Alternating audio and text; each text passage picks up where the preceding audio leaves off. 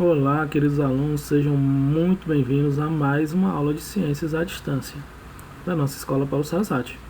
Eu espero encontrá-los todos bem, com saúde, tá? E muito bem dispostos. Eu sou o professor Johnny e esse aqui embaixo é o meu e-mail, profjohnnyquimico@gmail.com. A aula 5, a aula de número 5, ela tem como título o universo. O que você sabe sobre o universo? Vamos tentar ver um pouquinho sobre ele. Bem, então na nossa aula nós vamos falar sobre astros e corpos celestes, o Sol, a Lua, a importância do Sol e da Lua para a nossa vida e, para finalizar, vamos falar sobre a atividade. Mas antes, vamos falar sobre a nossa atividade anterior? Bem, na primeira questão da atividade anterior, foi perguntado o que é o sujeito ou objeto em uma pesquisa experimental. Vamos ver. O sujeito de uma pesquisa é o próprio objeto da pesquisa. Bem, professor, isso ficou claro. Mas o que é o sujeito ou objeto? Bem, o sujeito ou objeto quer dizer que eu tenho que descobrir quem ou o que eu vou estudar, ou vou pesquisar. Se eu vou pesquisar sobre a cura do câncer, o meu sujeito é a cura do câncer. Agora, se eu vou pesquisar quem foi que comeu o pudim que estava na geladeira, o meu sujeito é o pudim que estava na geladeira. A partir daí, eu vou elaborar maneiras de descobrir como resolver esse problema. Então, inicialmente, o sujeito ou objeto da minha pesquisa é um problema. Entenderam? Na segunda questão foi perguntado o que é um plano experimental. Bem, o plano experimental é a elaboração de como ele vai ser realizado, de como o experimento será realizado. Ele é um conjunto de técnicas, de ambiente, de objetos, de pessoas, tá? Que farão parte da minha experiência. Ou seja, um conjunto de técnicas, como eu vou fazer, o que eu vou utilizar, que ambiente eu vou utilizar para fazer meu experimento, qual a luz, qual o som, se vai ter música, se vai estar em silêncio, tá? Qual a temperatura, se vai ser no calor, se vai ser no frio. Como se organizam essas coisas. Quais materiais que eu vou utilizar. Então, o plano experimental é a elaboração de todo esse procedimento. Ok? E na terceira questão, foi perguntado o que são hipóteses. Bem, o que será que são hipóteses? Hipótese é o levantamento das possíveis soluções para o problema. Ou seja, são formas de provar se são verdadeiras ou falsas. A partir da formulação das hipóteses, eu já tenho uma possível solução. E sabendo qual é o problema, eu consigo imaginar como resolvê-lo, como eliminar o meu problema, a causa do problema. Então vamos aqui. Se eu descubro que na minha casa está faltando energia, existem formas diferentes de tentar entender por que está faltando energia. Eu então formulo perguntas, hipóteses. Vamos lá, algumas? Bem, uma das hipóteses pode ser que eu não paguei a conta de energia e por isso foi cortada. A segunda hipótese é que o fornecimento de energia do bairro foi cancelado, né? O bairro inteiro está sem energia. E a terceira hipótese é que a chave geral está desligada.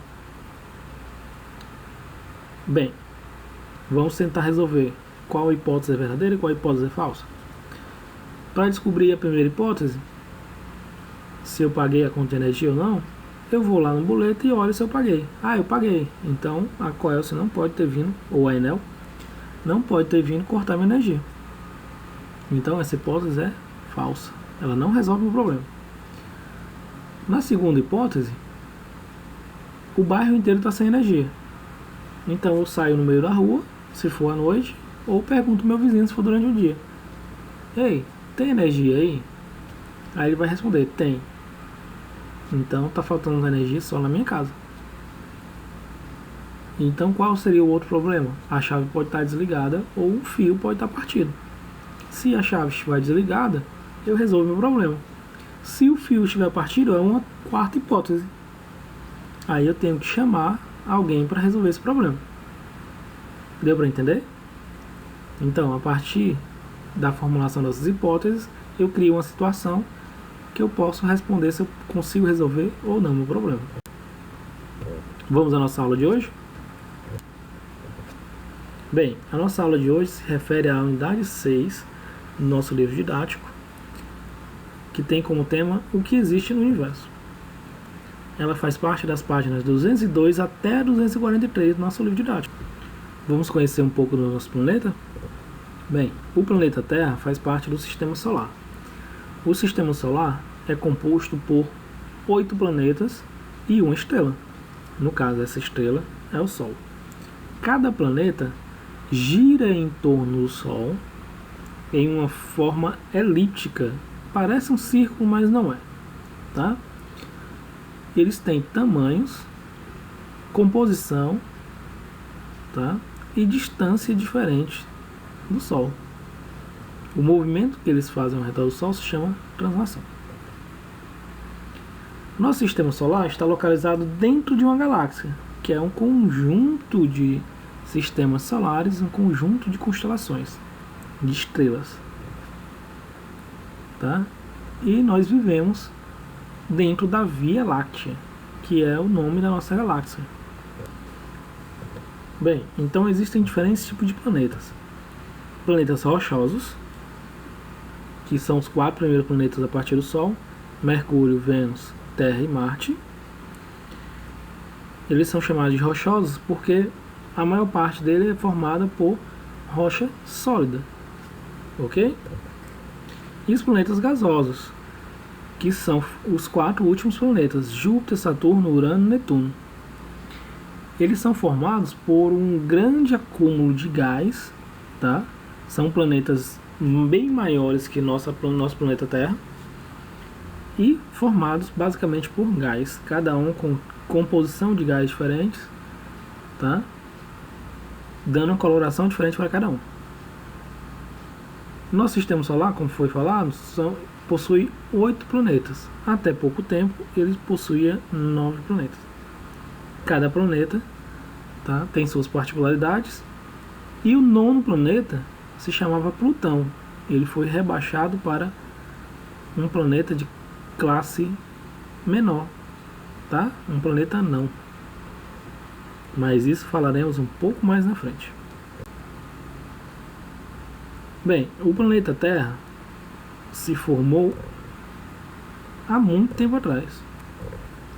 Ele surgiu há cerca de 4,6 bilhões de anos e ele tinha um formato de rocha incandescente, tá?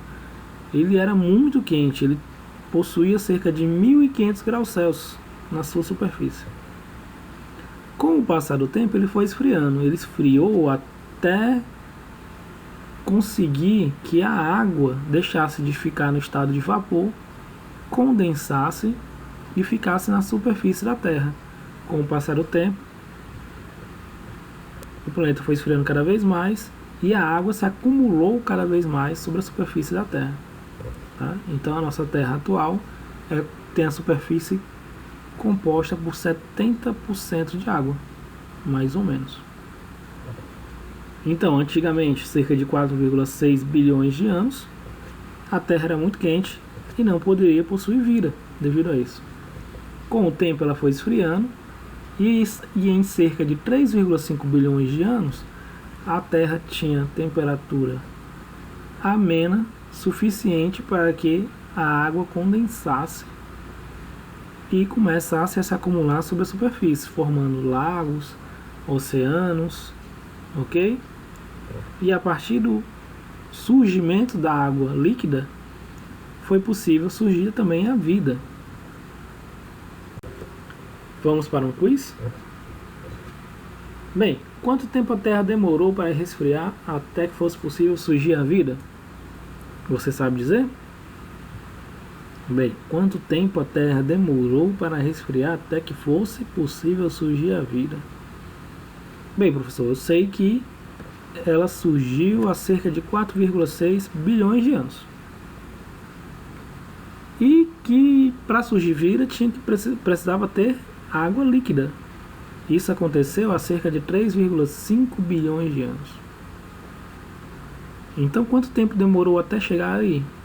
Bem, se ela surgiu há 4,6 bilhões de anos e a água em 3,5, um menos o outro, 4,6 menos 3,5 é igual a 1,1 bilhão de anos.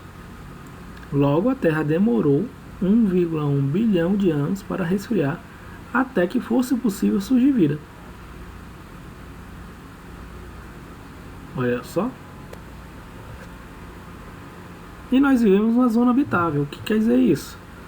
A zona habitável do nosso sistema solar é a zona onde o planeta nem está muito perto do Sol, onde é muito quente, e nem muito distante do Sol, onde a temperatura é muito baixa, né? É muito frio. Então, nessa zona habitável, nós temos uma temperatura ideal na qual o nosso planeta consegue ter água no estado líquido, não congelada, né? E nem no estado de vapor. Nós temos um conjunto disso. Temos locais que temos água congelada, como nos polos, local onde tem água líquida, os mares, lagos, oceanos, né? E vapor de água que está ao nosso redor. Bem, o Sol na mitologia ele é representado por diferentes entidades, tá? Lá no Egito chamavam de Horus, lá na Grécia e em Roma eles chamavam de Apolo ou Hélio, os hindus chamavam de Súria, já os maias, os incas, na verdade, eles chamavam de Apu-Inti, né? Outro deus, outra entidade. E aqui mais próximo, lá do Tupi-Guarani, né? Nós temos o Guaraci, que é a entidade que representa o Sol.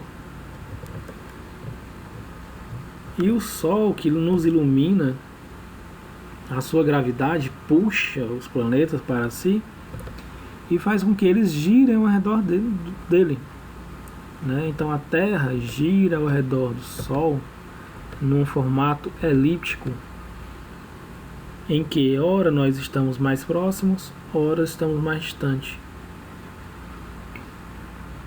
Essa pequena diferença faz com que nós tenhamos estações do ano diferentes. Uma volta inteira ao redor do Sol se chama translação. E é aí que nós temos a noção de ano. Ok?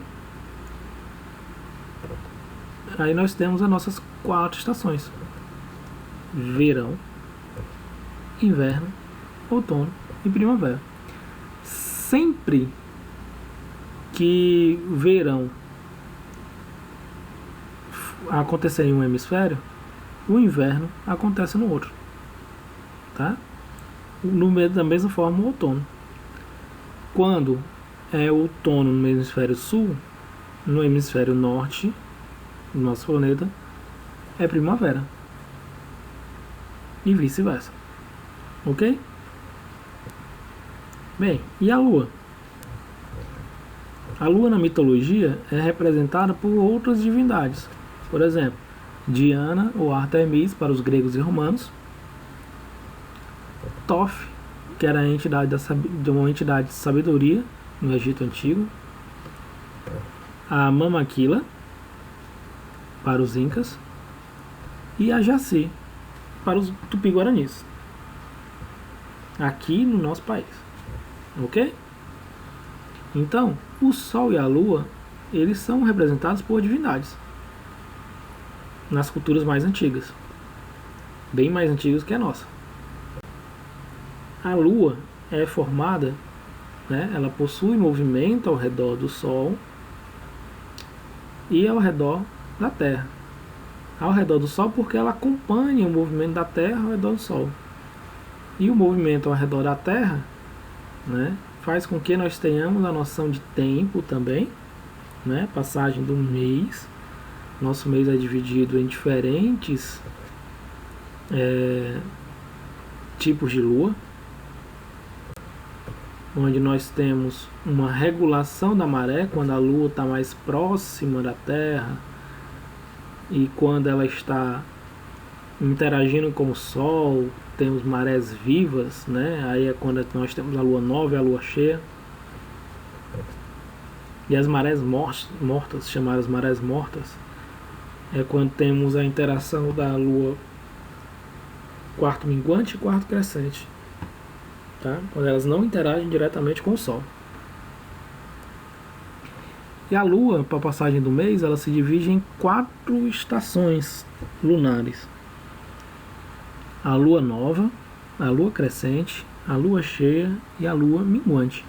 Também são chamadas de quarto crescente ou quarto minguante. Vamos para mais um quiz?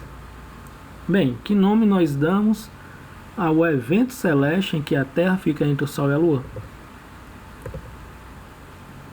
Bem, a Terra fica entre o Sol e a Lua. Quando o Sol ilumina a Terra, a Lua, que está depois da Terra, ela fica na sombra. Então a Terra projeta uma sombra sobre a Lua. E aí temos nosso fenômeno do eclipse lunar. Esse eclipse lunar gera mais 2 eventos. Um se chama umbra, que é a parte mais escura da sombra da Lua, da Terra sobre a Lua, e a penumbra, que é quando nós temos apenas um eclipse parcial, né? Que é aquela sombra mais clarinha. Sabe aquela hora que está amanhecendo? Você vê tudo mais claro, mas ainda não está totalmente claro. Essa é a penumbra. E o eclipse lunar, ele pode ser de diferentes formas. Ele pode ser parcial ou ele pode ser total. Ok? Então, dependendo do local que você estiver no planeta, você vê o eclipse total ou parcial. Tá? O total é quando a Terra esconde completamente a Lua, e o parcial é quando ela só esconde uma parte da Lua. Tá? A exemplo, os quarto crescente e quarto minguante, tá? Que são estações lunares.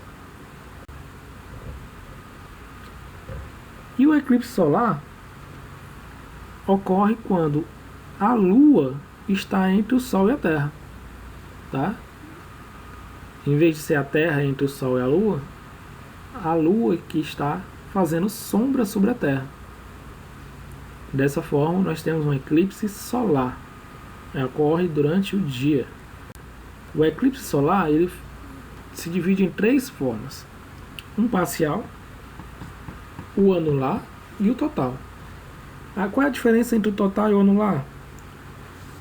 A diferença é que o total, a Lua consegue esconder completamente o Sol.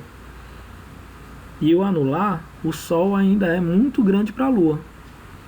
Significa que nós estamos num local mais próximo do Sol, em que o tamanho dele anula essa passagem da Lua. Ok? Bem, se observarmos o céu noturno, nós temos um acumulado de luz, né, de formatos, de formas diferentes, nuvens, muito bonitos, inclusive, Mas o que seriam esses pontos, né? Nós temos entre esses pontos luminosos, nós temos galáxias, nós temos planetas, estrelas, tá? Estrelas diferentes, planetas diferentes iluminados por essas estrelas, sistemas solares, e essas estrelas também formam constelações, tá? Essas constelações, por nós nomeadas em signos do zodíaco de culturas mais antigas, né, da astrologia, são ainda vivas hoje em dia, né? Então nós temos diferentes estrelas que estão ao nosso redor, por assim dizer, né? Então temos constelações que damos nomes, né? Tipo a constelação de Escorpião, de Libra, de Virgem, de Leão, entre 12 grandes constelações, tá? E existem várias outras. Então, vamos à nossa atividade? Veja bem, nós temos duas formas diferentes de fazer a nossa atividade. A primeira está junto lá com a nossa postagem da nossa videoaula, tá? Lá no grupo do WhatsApp, o formulário do Google, que você pode clicar e responder lá no formulário mesmo, tá? Ou você vai pegar o seu livro, abrir na página 203, copiar e responder no seu caderno as questões 1, 2 e 3. Lembre-se que você tem que fazer o cabeçalho com o nome da escola, nome do aluno, nome do professor e a disciplina. Após fazer isso, copiar, responder e fazer o cabeçalho bem bonitinho, você tem que bater uma foto e enviar para o meu e-mail. Qual é o e-mail do professor? profjohnnyquimico@gmail.com. Ok? Entenderam? Ou você faz uma coisa, ou você faz outra. Bem, mas temos uma novidade para hoje. A novidade é a OBA, é a Olimpíada Brasileira de Astronomia e Astronáutica, que nós vamos participar, evidentemente. E ano passado nós tivemos 6 medalhistas, tá? Todas de bronze. E espero que esse ano nós também sejamos medalhistas e quem sabe não é um de vocês. Vamos fazer de tudo para que vocês também participem e sejam medalhistas. Ok? Muito obrigado pela presença de vocês. Faça a nossa atividade para ganhar presença na atividade. Ok? A nossa aula de hoje. Fiquem atualizados com o nosso Instagram. Não esqueçam de verificar nossos grupos de WhatsApp sempre. E o nosso grupo de YouTube, tá? Nosso canal no YouTube, que é a Escola Paulo Sazatti Maranguape, onde ficam armazenadas todas essas aulas. Ok? Então, sigam, compartilhem e fiquem espertos. Até a próxima aula. Fiquem saudáveis e cuidado com o próximo e com você mesmo. Ok? Até mais.